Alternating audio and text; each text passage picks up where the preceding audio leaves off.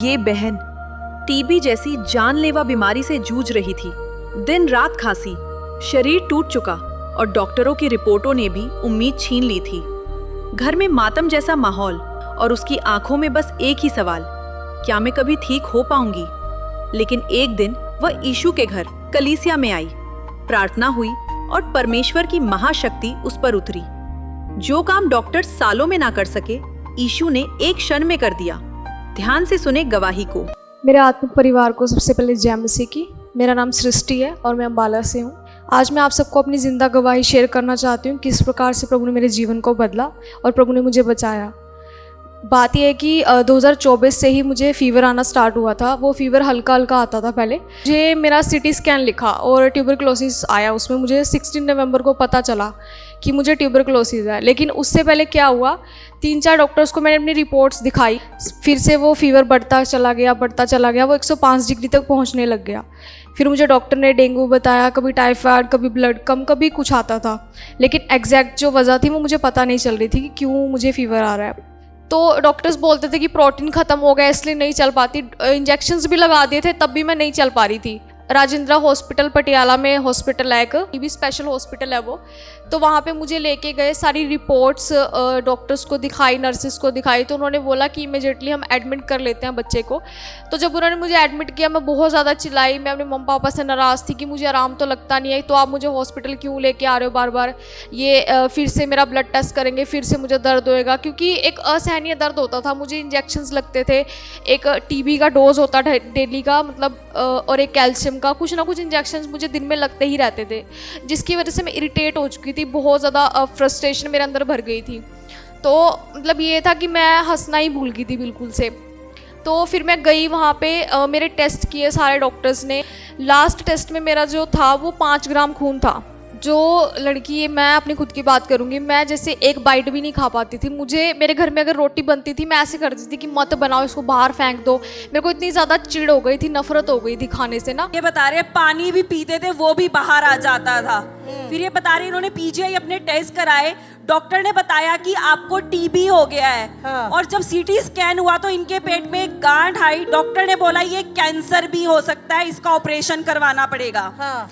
और ये बता रहे वो डॉक्टर बता रहे थे टीबी पूरी बॉडी में फैल चुका है। हाँ। बहुत कम चांसेस हैं आपके बचने के। और ये बता रहे डॉक्टर ने ऐसा बोला कि आपके बचने के बहुत कम चांसेस हैं। डॉक्टर ने बोला कि नहीं हो पाएगा, बहुत बुरी हालत है। सारी बॉडी में फैल चुकी थी वो, ना मेडिसिन लगती थी कोई भी। पानी भी बाहर आ जाता था, बाहर आ जाता था पानी। मम्मा जब ये मेडिसिन खाते थे तो बता रहे हैं कि जब जैसे ये मेडिसिन खाते थे, इनको वो मेडिसिन भी रिएक्ट करती थी। हाँ। और ये बता रहे खून की उल्टियां होनी स्टार्ट हो जाती थी उसी समय। आपको खून की उल्टियां होती थी? हाँ जी।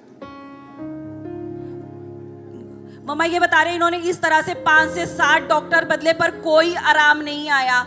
फिर जैसे डॉक्टर के पास एडमिट हुए, जब इनको खून की उल्टियां लगी तो डॉक्टर ने बताया कि आपके लंग्स में भी पानी भर चुका है। डॉक्टर ने बोला लंग्स का पानी निकालने के लिए भी हमें एक पाइप डालनी पड़ेगी, पर आपकी बॉडी में ब्लड बहुत ज्यादा कम है, वो पाइप हम डाल ही नहीं सकते। समझ आ रहे? सारी उम्मीद खत्म।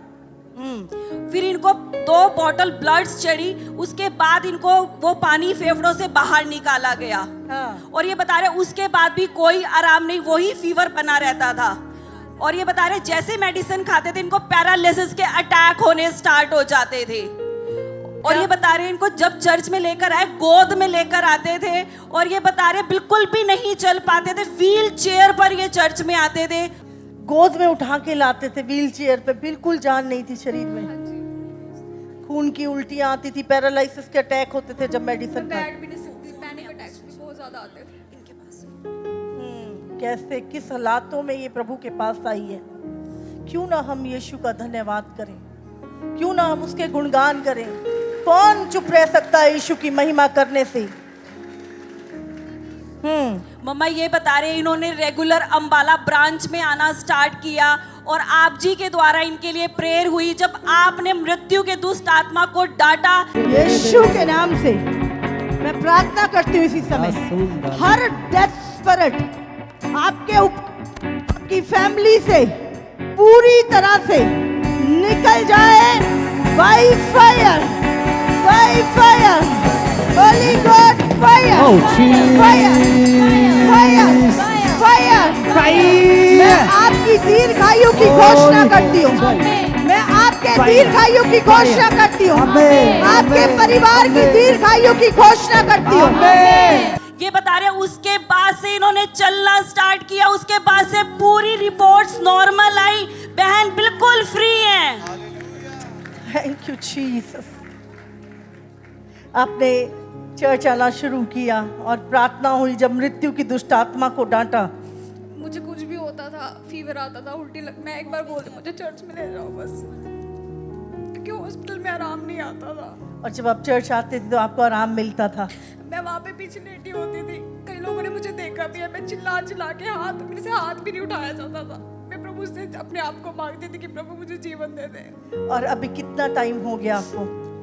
मैं 2 महीने से चलने फिरने लगी हूँ। अभी मैंने रिपोर्ट्स करवाई है, मेरी नॉर्मल आई। सारी रिपोर्ट नॉर्मल है और अब आप चल रही हैं, फिर रही हैं और अब आपको अच्छा लग रहा है।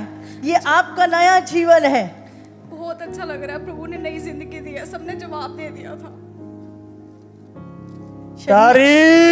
शरीर ने भी जवाब दे दिया था, शरीर भी साथ नहीं दे रहा था।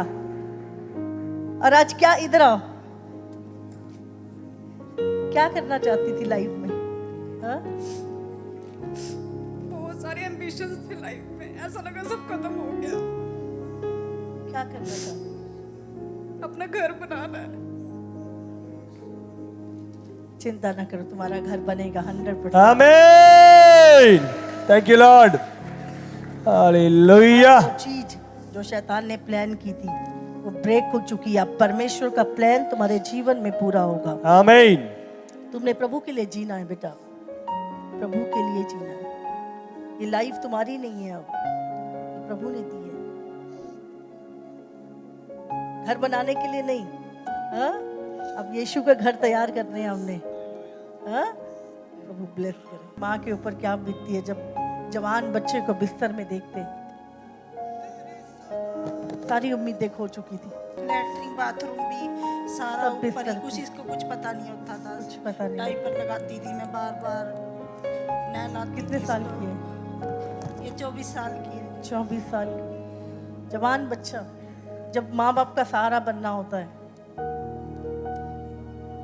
मेरी इच्छा थी मैं घर बनाऊंगी अपना, लेकिन ये शैतान ने बिस्तर पे ही डाल दिया। लेकिन आज प्रभु ने खड़ा किया है।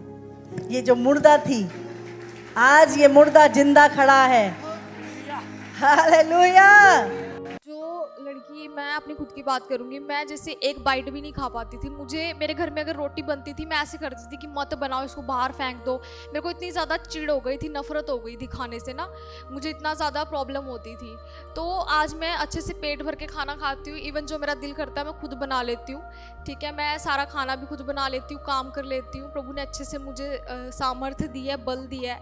मैं जब भी उठती हूँ मैं प्रभु को बोलती हूँ कि प्रभु तेरा धन्यवाद, तूने मुझे एक नया जीवन दिया है।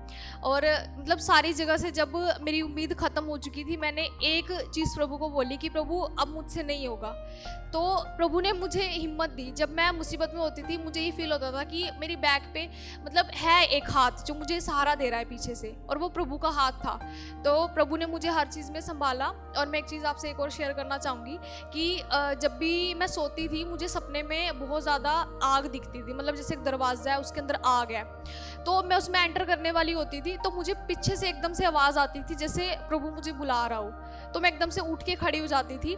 तो प्रभु ने मुझे मृत्यु में जाने से बचाया। कोई भी परिवार वाला मुझे देखता है या कोई भी जो पर्सन मुझे जानते हैं, वो हैरान होता है कि इतनी जल्दी कैसे रिकवर हो गई। मतलब जो पर्सन 6 महीने पहले मतलब हील भी नहीं पाता था ढंग से, वो आराम से चल रहा है, फिर रहा है, मतलब वो सारे हैरान होते हैं। तो ये प्रभु का ही अनुग्रह है। और अगर मैं आपको बताऊं कि अगर आप उम्मीद कर रहे हो कि आप कोई डॉक्टर ठीक नहीं कर पा रहा या कोई दवाई आपको लग नहीं रही, तो आप प्रभु यीशु मसीह की तरफ देखिए। आप उसके भवन में आइए। ठीक है, एक प्रभु ही है जो आपको इन सबसे छुटकारा दिलवा सकता है, एक नया जीवन दे सकता है। और आपके ऊपर कोई भी मुसीबत आए, कोई भी प्रॉब्लम आए, तो आप ये मत सोचें कि प्रभु आपके साथ नहीं है। क्योंकि एक टाइम पे मैंने भी सोचा था कि मुझसे ऐसा कोई गुनाह हो गया कि प्रभु ने मुझे छोड़ दिया। प्रभु हमें कभी नहीं छोड़ता, हम प्रभु को छोड़ देते हैं लेकिन वो नहीं छोड़ता।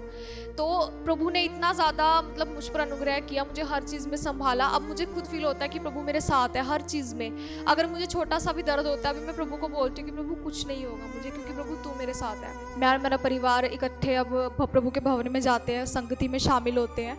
ठीक है, और प्रार्थना करते हैं प्रभु से, और सारी चीज़ों में प्रभु ने एक साथ रखा है हमें। प्रभु का धन्यवाद करती हूँ मैं।